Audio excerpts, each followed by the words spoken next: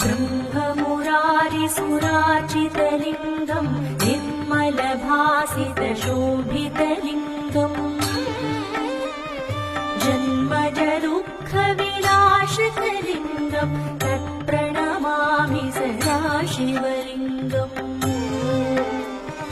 ब्रह्ममुरारिसुरार्चितलिङ्गम् निर्मलभासितशोभितलिङ्गम्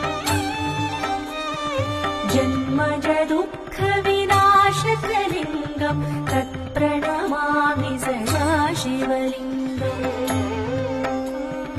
देवमुनिप्रवरार्चितलिङ्गम्